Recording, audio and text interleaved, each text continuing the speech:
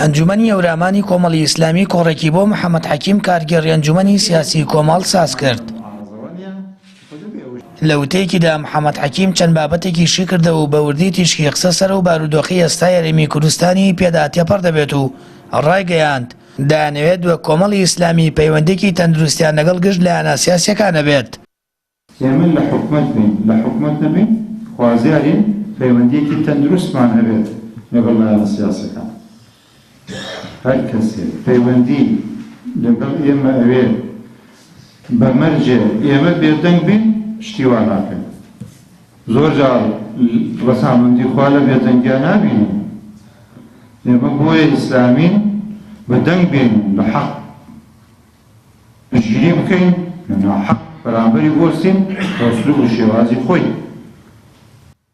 لە درێژەی وتەکانیدا و کارگێڕی ئەنجومەنی سیاسی کۆمەڵ ئاماژەی بەوەدا کۆمەڵی ئیسلامی هەنگاوی باشی بڕیەوە واوسەنگی خۆی پاراستۆ و وەزنی خۆی هێشتووەتەوە.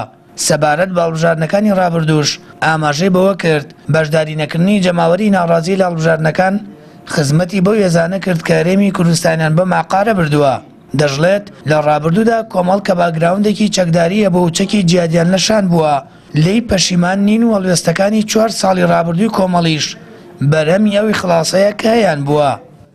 ئێمە لەبەر ئەوەی کە خەلفێتێکی چەکداریمان هەیە و چەکی جیهادمان لەشان کردووە و لێکی پەشیمان نین عزەتێکی پێبەخشیوین ئەم هەڵوێستە سیاسیانەی کە 4 ساڵی پێشوو و لە ڕابردووە بێنیودانە بەرهەمی ئەو ئیخلاسەیە کە هەمان بووە.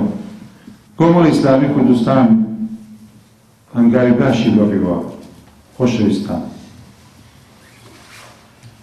هەنگاوی باشمان بڕیوە سۆڵای کۆمەڵی ئیسلامی کوردستان پاراستنی وەزنی خۆی لە مەڵبژاردنە کە ڕەفیقەکانمان بەداخەوە ئەزانن خەریتەکە لەبەر چاوتانە ژمارەی کورسەکان ئەزانن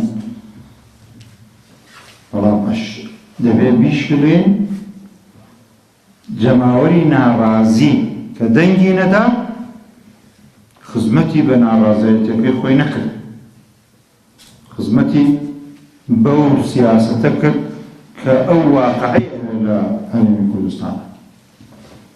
محەممەد حەکیم لە درێژەی قسەکانیدا ئاماژەی بە ڕۆڵ و کاریگەری ئەندامان و دڵسۆزانی کۆمەڵ کرد کە هەمیشە لە پێناو پێشکەوتن و بەرەو پێشبردننی کۆمەڵی ئیسلامی شەو ڕۆژان خستووەتە سەریەک و لەگەڵ کارە حیزبیەکانیان کاری بانگەوازیشیان پەرە پێداوە. سامان فەتاح، کەناڵی ئاسمانی پەیام، ناحی خورماڵ.